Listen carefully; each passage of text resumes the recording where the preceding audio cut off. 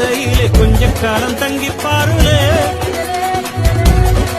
கூரையின் ஓட்டை வீடி செல்வடி நட்சத்திரம் எண்ணி பாருளே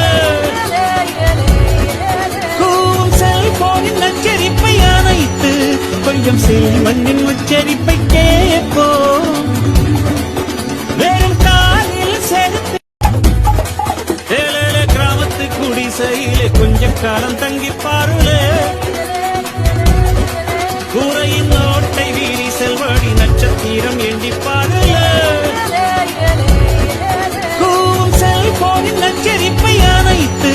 கொஞ்சம் செல்வண்ணின் உச்சரிப்பை கேட்போம்